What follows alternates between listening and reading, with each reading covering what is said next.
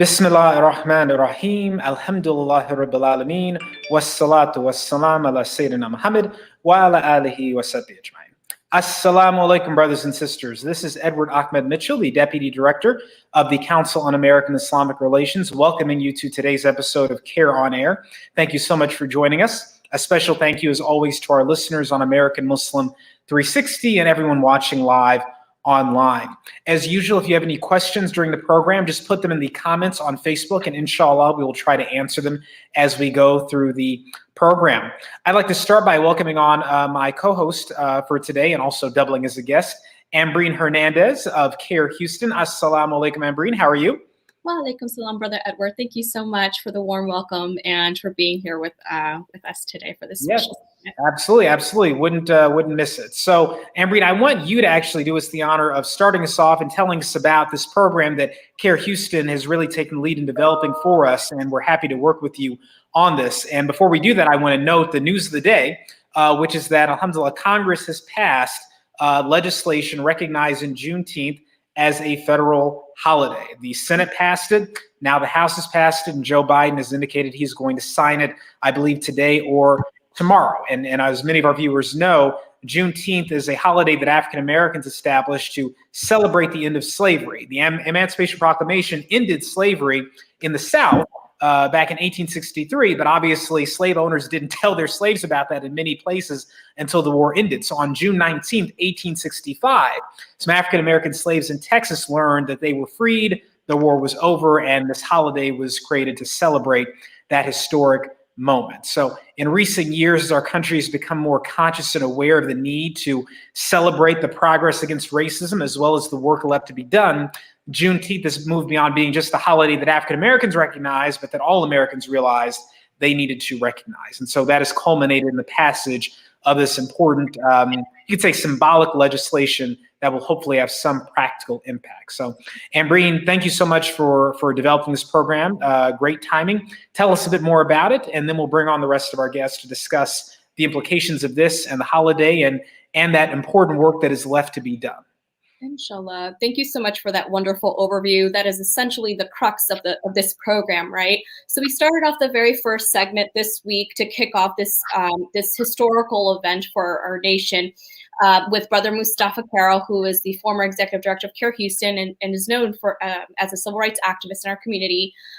So for anyone who's missed it and wants to learn about this historical event, please make sure you visit CAIR National's CAIR on Air that aired on Tuesday.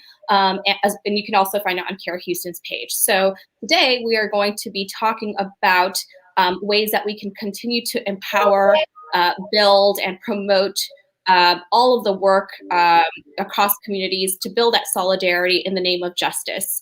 And so this program is brought to you by a special CAIR National Diversity Campaign series that is done in collaboration with CAIR National, done in collaboration with chapters across the nation. And so considering the proximity of Galveston to Houston, it just made sense for us to alhamdulillah, lead with this program and to kick off this special series with it. So it's truly an honor. Now, with that in mind, the goal of the diversity campaign is to cultivate a space for dialogue, right? To honor our history and to help empower American Muslims to find a role, right, in honoring our history here in America.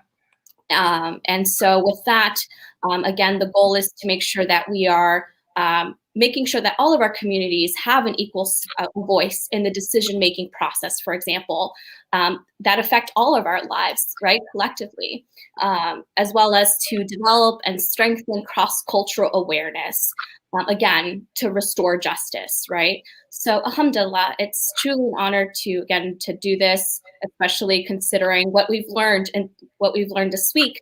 As you mentioned, Brother Mitchell, that the Juneteenth bill will be the first new holiday, actually, that's being created in decades. The last one being Martin Luther King Day, which was passed in 1983 by then President Ronald Reagan. So this is going to be the 12th national holiday, again, that's going to be created, that's brand new. And so very, very big day. Yeah.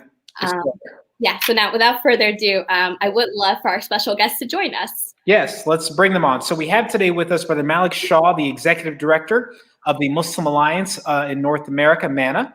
We have PK McCary, co-founder of Think Peace International. She has given me permission to call her Mama PK, which I appreciate. And our dear brother, Mustafa Carroll, the former Executive Director of CAIR Houston, board member with CAIR Houston, and a longtime civil rights activist. Assalamu alaikum, and good afternoon to all of you. Thank you so much for joining us. Wa alaikum salam wa rahmatullah. Good. Ambreen, let you start us off. Well, actually, I'll ask the first question, then turn to you, Ambreen, because I have one question I want you to answer as well, Ambreen, which is give us your initial reflections on the passage of this bill to make Juneteenth a federal holiday. You know, how does it make you feel? What do you think about it? Are you excited? Is it overdue? Is it not enough? Just tell me your general thoughts. Let me start with you, brother Mustafa, and then we'll go around, inshallah. Okay. I was holding my thoughts for this program. Oh no, now I'm worried, brother, because I know you keep it real. Everyone get ready just to cut the feed if we have to. Go ahead. Well, I think it's good, but it's symbolic at best. We have so many issues that are greater than another holiday, not to belittle this holiday, but we have so many other issues like police misconduct, brutality, and murder. We have immigration issues that's happening at the border. It's affecting everybody. We just health issues. We've done so much for that, etc. And we just have many serious, more germane issues. I think that it was easier for the Senate to pass this bill because it's just a recognition. Now, where do we go with that recognition is another issue altogether. And so it's much harder to pass any substantive legislation than it is to pass a holiday. And I don't want to rain on anybody's parade, but you know, I've seen this before. And so now we need to move toward a point of making things better in our society and having some real substantive legislation passed that helps the communities at large as well. Absolutely. Mama PK, let's go to you, and then we'll go to Director Shaw, inshallah. Well, I'm in total agreement with my big brother, Mustafa Carroll, and understanding that when Martin Luther King's birthday became a holiday, it was after a protracted, reasoning to keep it from being a holiday. And he has become iconic. But some of the things that he worked for then, we're still working for it now.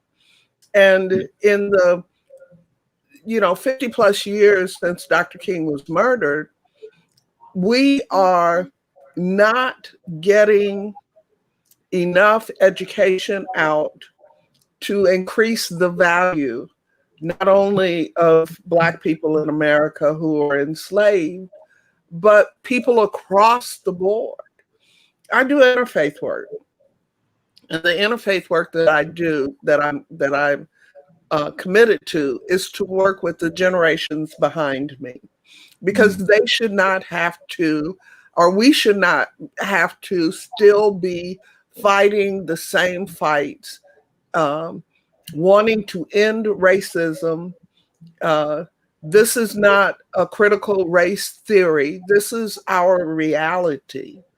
And so I'm happy that it's a holiday, but we didn't need anybody to tell us to celebrate that moment of freedom or that time of freedom.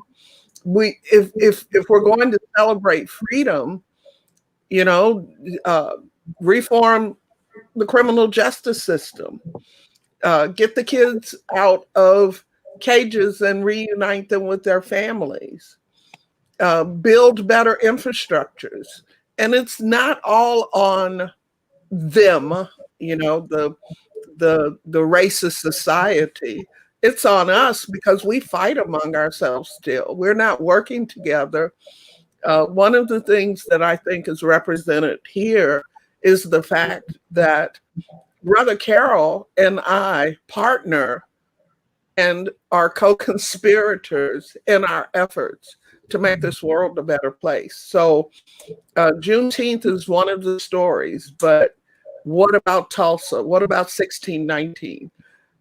If we start unpacking our reality, it would be time for people to educate themselves and to evolve to create a better world. Director Shaw, please. Bismillah, alhamdulillah, salatu wassalam, rasulullah. What I was thinking about, as you know, somebody who teaches history, I thought about Opal Lee, who's considered the grandmother of Juneteenth, and how she used to walk.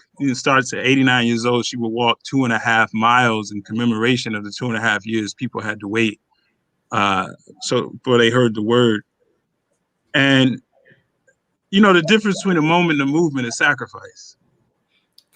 And she gave that was a sacrifice, to do that.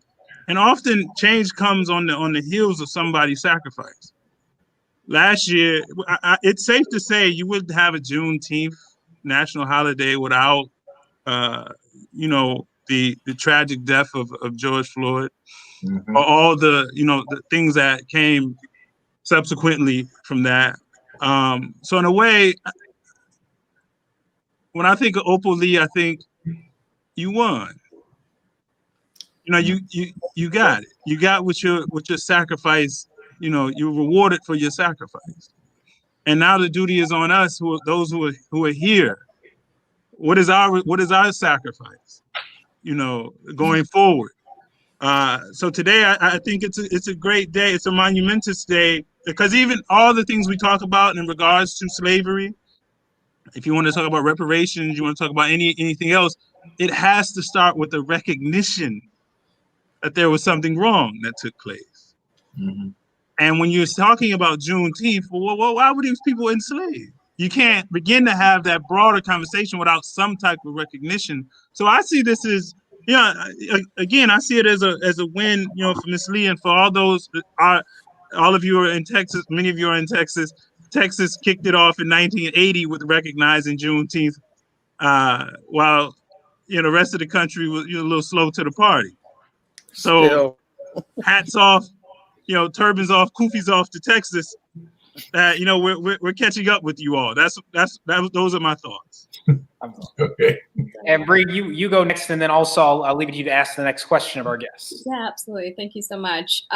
It comes at a very interesting time, just as everyone mentioned here. And I think what's important is, especially right now for the state of Texas, which something very controversial happened, as you all know, was that Texas passed a law banning schools to discuss or to teach critical race theory. And so it's like, what are we doing to address that issue, along with the other voter suppression tactics and bills that had been introduced, right? There's so many things that, even the Texas George Floyd Act, I mean, there were components of that were so challenging to pass.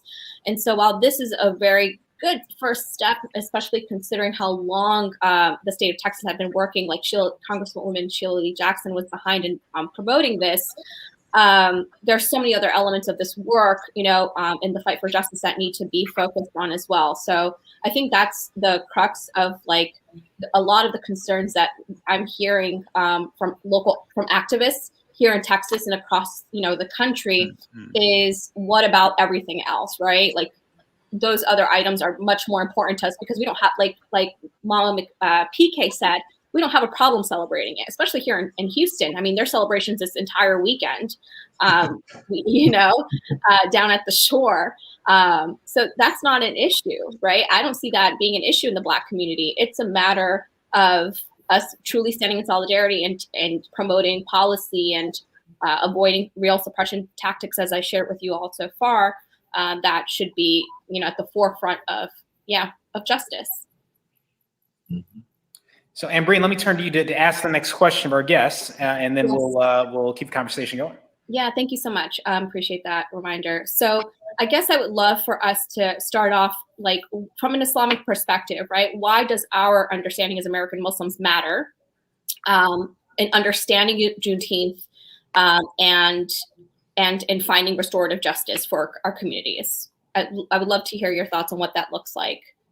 We can start off with you, Brother Malik. Okay, so why is this story important to us as American Muslims? because it's our story. Plain and Everybody knows the documentation of, roughly 30, maybe 30, upwards to 30% of those who were enslaved were Muslim. And so their lineage would be those people who were freed. And I think if we're in the Americas, we need to know the story of the Americas, the story of oppressed people in the Americas, the story of how that battle continues to this day, and that sometimes, as a community, sometimes we want the victory now and not understanding that each generation has to just carry the ball 5 yards and then exit stage right. And then the next one comes, carries it 5 yards, and then exit stage right. You may not see the touchdown. Mm-hmm. Right? I mean, Juneteenth, I'm a Northerner. Like, I'm from Detroit. I never heard of Juneteenth as a child. Mm-hmm. And my parents were not, my parents were Southerners who were part of the Great Migration. So it wasn't like my parents were inept. The story just didn't get translated to me until I moved back to the South to go to college. And this is why it's important to tell these stories.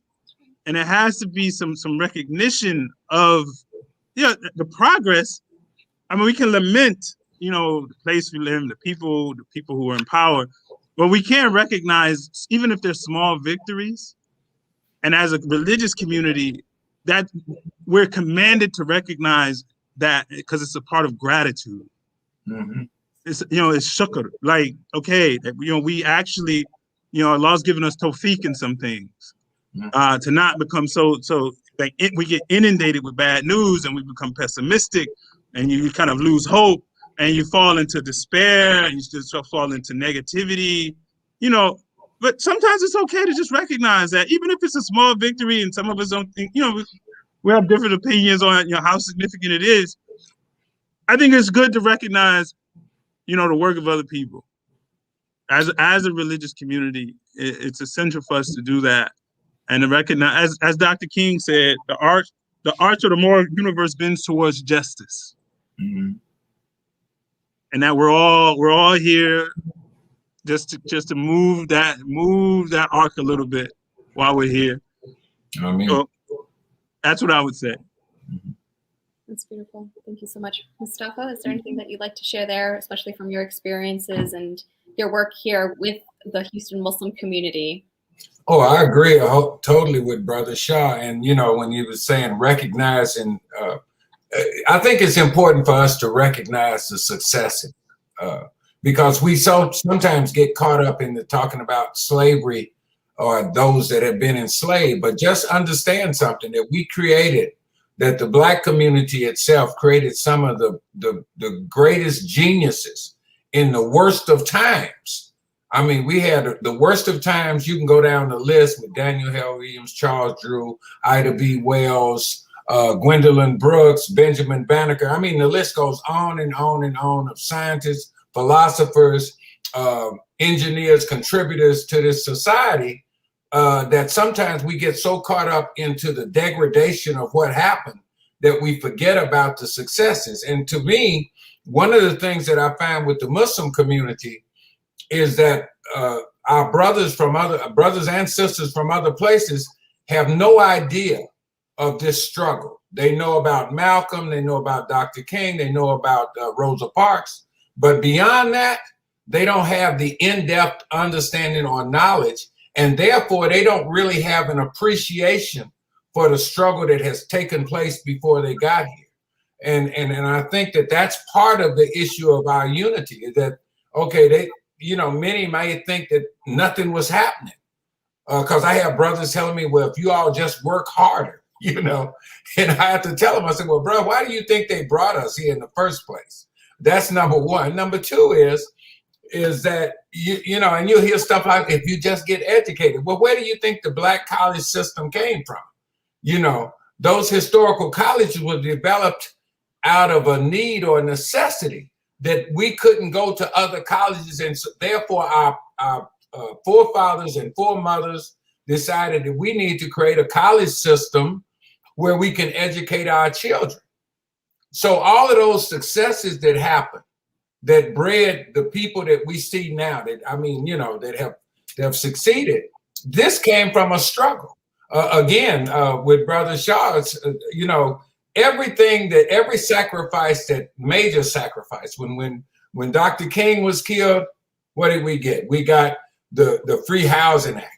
When John Lewis and Dorothy Hyde and Amelia Boynton and all those folks were marching across the Edmund Pettus Bridge, what did we get? We got the Voting Rights Act. So there was something that happened after every one of those sacrifices, you know, to kind of quote unquote keep peace. But it happened because those people put it on the line. And those things we cannot ignore. We just can't ignore. We have so many. I mean, I don't think we can name everything that has happened. And in fact, I know we can't name everything and every success that has happened by virtue of what's happened, what's happening now. So I got to stop now because I get too full. But it is important for us to understand that and understand the struggle of those that have come before us, and recognize and appreciate what that struggle means for the Muslim community. I agree. I can see that wholeheartedly, and for anyone who's watching this, I would definitely encourage you all to talk to your local masjids so that they can plan around Juneteenth, right? Have khutbahs focused on Juneteenth, and then tie it to a lot of the narratives, right? And stories that are in the Quran that Allah tells us about. Especially in promoting that we fight against injustice, and how much Allah subhanahu wa ta'ala loves anyone who works against, you know, slavery, right, in general. So there are a lot of bridges here and connections that you can find in the Quran about it. And I would love to see a lot of our masjids, especially here in Houston, to take advantage of this time, you know, to have this important discussion, like I said, for their khutbahs and stuff for Jummah. So, Edward, anything you'd like to share there? No, I think I would like to toss it to PK and maybe ask a twist on the question, which is, you know, Brother Mustafa mentioned some of the victories, the progress that were won after past marches and movements and sacrifices. So, you know, George Floyd was murdered over a year ago. The George Floyd Justice and Policing Act has not been passed. Voting Rights Act has not been passed. What, PK, do you think are some of the concrete things that need to happen now? The bill, okay, we've got Juneteenth as a federal holiday, but what are some of the concrete things you want to see happening in Texas, maybe at the local level, but also at the national level, that you think could actually improve conditions on the ground for everyday people, starting with the African-American community? Oh, PK, you're still muted. PK, you're muted. There are so many things that I would love to see happen. I think about my first George Floyd was Dr. King when I was 14. And going to my white principal, because that was also the time that they were integrating schools in Texas. I grew up on college campuses, Langston University, Prairie View, and Texas Southern University, where the community was about education and an involvement of who we were as a people. I will forever remain a child of the diaspora. I don't know my roots past really my grandfather. And so we're talking about 6 generations in my family that started with this Black man in Mississippi. And I guess what I want is a society that has equity. I don't think we ever needed integration. We needed equality. We could have stayed in our schools and prospered. But what do? They bomb our cities. They take our funding away. Those are things that cannot be totally legislated, because you aren't changing the hearts and minds of individuals who hold the power. Even when we get a little bit, they're through the back door, they're turning it out. And then we're at each other's throats.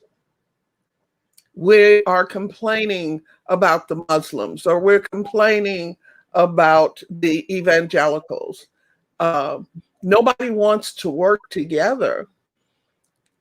Working across the aisle is one of the things that my brother Mustafa got criticized for, because if you're not at the table, it does not matter.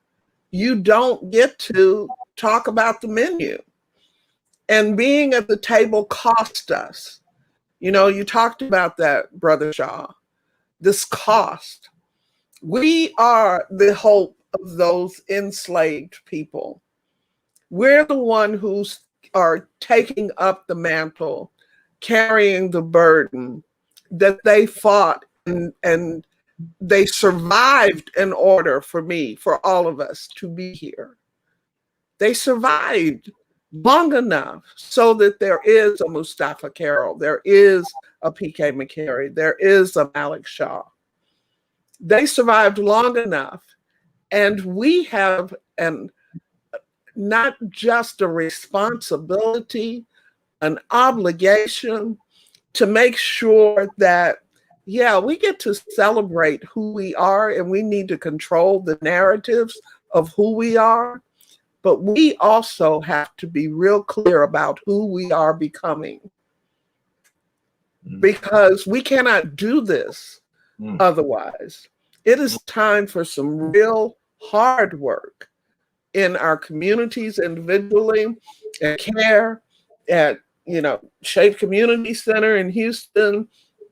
It does not matter. At my small nonprofit, Think Peace International, we have to find our focus and know that all of us aren't doing the same thing, but we are all doing it for the same reasons, to make this world better. We keep making this world better even as they try to take it away from us. And I take credit for the work that we're doing. I really do. And now I think that what CAIR needs is a virtual library of all the work that you're doing, because it is so easy to take our history away from us, and nobody knows who a Malik Shaw is, or a Mustafa Carroll is, or a P.K. McCary is. We need to be creating for our ability to address the issues that you're talking about by becoming stronger advocates for each other so that the work gets done. Absolutely. And it's an interesting time to see that too. The pandemic really revealed a lot of things, right? In the wake of all of these movements we saw happen. And it's been really interesting to see a lot of the ways that we've had to pivot to digital organizing to bridge all of these different communities. I mean, look what we're doing today. I think that's incredibly powerful, to be able to share the same space with all of you for this discussion, for example. And I think that's important, is that we keep that momentum going and in a very creative way, inshallah. Absolutely. So we're almost out of time, but I wanted to ask, if I could, for you to share some closing remarks and also maybe some guidance. What do you think the Muslim community, should do? Using Juneteenth as an opportunity to improve ourselves, right? First and foremost, before we talk about anyone else, we always want to try to improve ourselves and put our money where our mouth is. So, what advice would you have for the Muslim community in the coming days, weeks, as Cambrine suggested, mentioning this in Friday khutbahs? What are some things that we in the Muslim community need to be doing, practical things we could be doing to address and combat racism and build diversity and really create that family that we're supposed to have as an ummah here in the United States and around the world?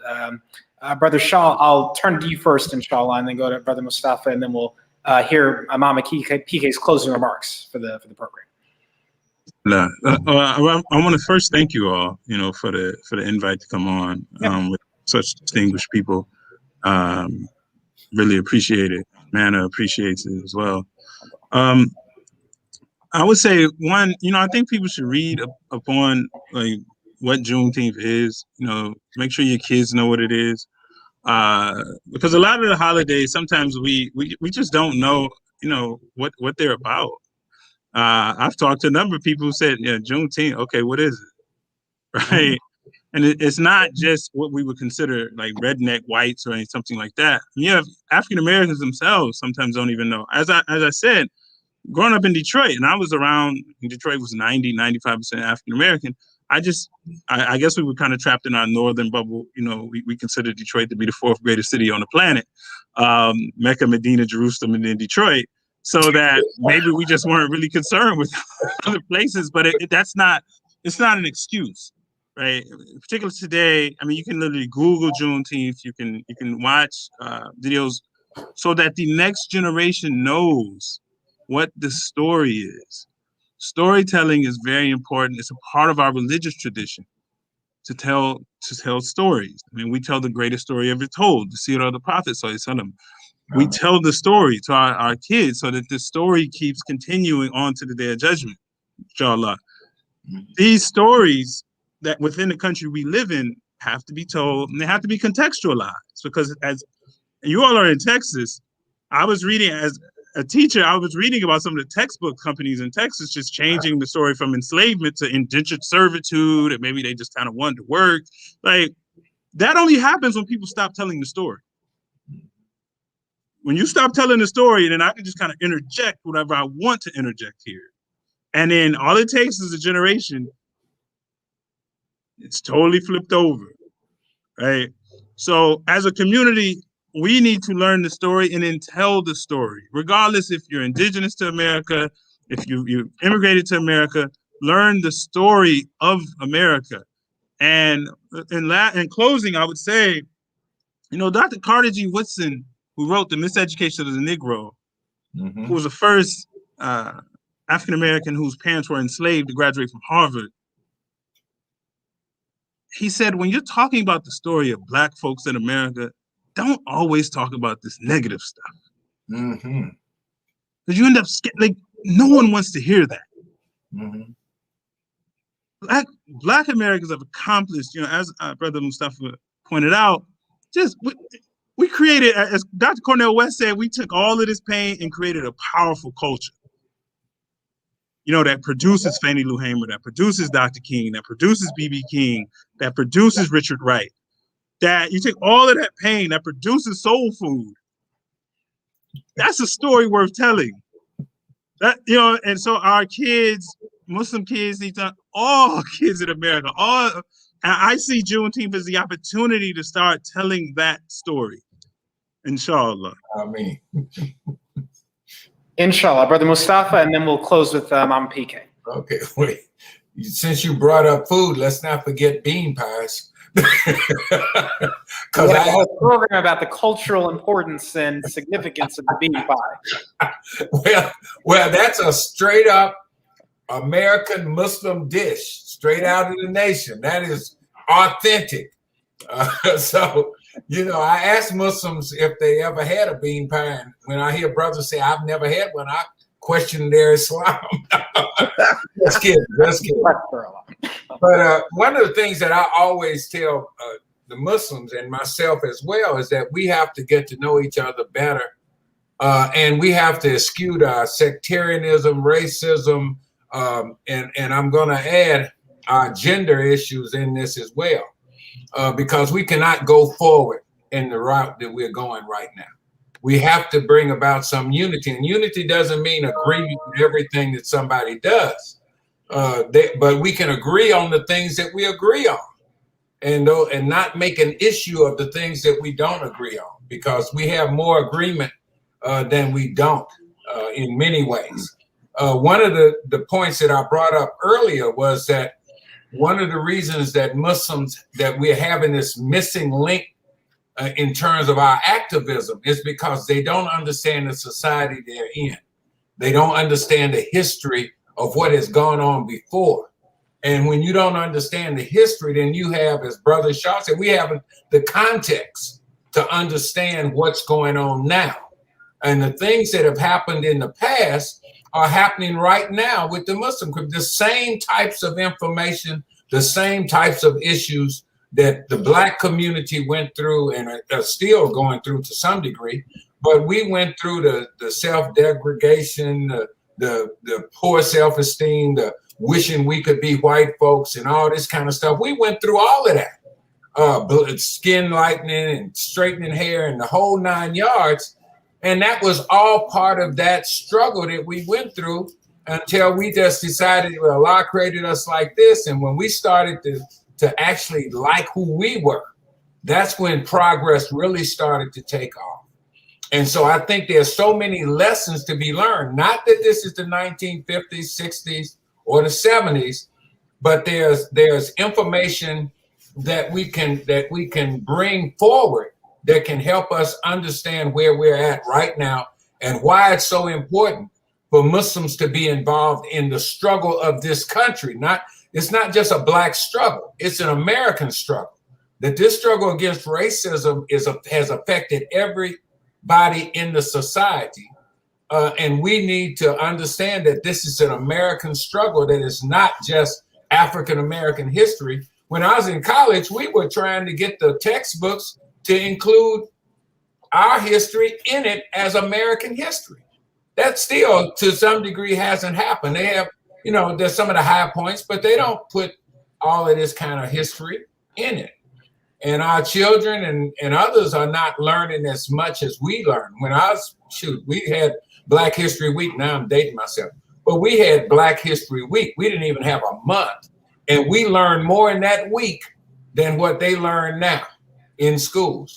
So I think it's important for us to educate ourselves to become more unified in terms of our understanding and to come together and to eschew all these things that stand in the way of us making progress, and to make sure that we work to help make this society, as Sister PK was saying, to make this a better world. That should be our goal. And of course, we have to depend on Allah, depend on God, however you want to call it. We need to put God first and then go forward. So inshallah, I hope that my words are meant in the manner that I intended, inshallah. Always, alhamdulillah. Mom Pika, let me close with you. Final thoughts as we wrap up the program, inshallah. Anything you'd like to share? Well, first of all, Irene and Brother Mitchell, thank you for including me and for Mustafa recommending me. I love conversations like this. This is my world. I'm a storyteller. And in being a storyteller, I know just how important the narratives are. And I would tell my students, if I tell your story, it's not your story anymore. It's my story about you. I mean, and there's really something important about that, because I'm 6'3", and I reached 6 feet at age 11. And I went to my father in tears and told him I was a freak. And he said, "Why do you say that?" I said, "Everybody says that. The kids call me the Jolly Green Giant." And my father said, "Are you?" And am I what? Jolly and green. In other words, he was telling me, they can say it, but who do you say you are? And that stuck with me. He told me my height was a gift. I told him I didn't want it because I was taller than all the boys and my teacher. But he said, "Well, you can't give this one back." And he taught me about things like, if I'm standing next to somebody and they have to look up at me, offer to sit down, to even the spectrum of at least letting them think that they aren't being dominated by my size. And in that lesson, I have learned that bullies generally aren't big people. Bullies are people without a heart and no sense of humanity. Mm-hmm. And like I was saying, we can't legislate people's hearts, but we can be the catalyst for changing people's hearts, which is why I work with young people. And that's not always easy. I admit that I'm not easy to get along with because I don't reward bad behavior. But at the same time, I love fiercely. And I think that I'm doing this work. I'm doing this legislative work, these policy changes, ending voter suppression. I'm doing that. But what I'm doing most is I'm loving you all out loud and on purpose. I mean. Thank you so much to all of you, Ambreen, Brother Shaw, Brother Mustafa, Mom PK. Thank you for joining the program. Thank you for sharing your thoughts and your time with us. We appreciate it. May God reward you, and may Allah guide our community and the entire country to benefit from the Juneteenth holiday. Hopefully, inshallah, we will continue to progress. We have made a lot of progress, and we still need to progress and make more progress, inshallah. And by harnessing our faith and our values and our community's diversity, inshallah, we can help to do that. But we have to know about the problem in order to solve the problem. And Juneteenth, I think, is a way for us to learn more about the problems that this country's experienced and how we can help to get past them, inshallah. Ambreen, why don't you close us out with the thank you and the goodbye to our viewers, inshallah. Do us the honors. And any final thoughts you want to share as well. Yeah, absolutely. Well, before we close out, I definitely would like to encourage our community members to, continue to explore what Juneteenth is and what your role is. I always love encouraging our community to take action, right? And what does that look like? Volunteer, donate to your local CAIR chapter or organization that's doing the advocacy work, and try to encourage dialogue and as much as possible with your family members and friends about all of these issues and things that are happening in our country today. So thank you all once again, and please continue to tune in for our monthly diversity campaign series programming. Thank you once again. Jazakallah khair. Assalamu alaikum. Thank you. Assalamu alaikum. Assalamu alaikum.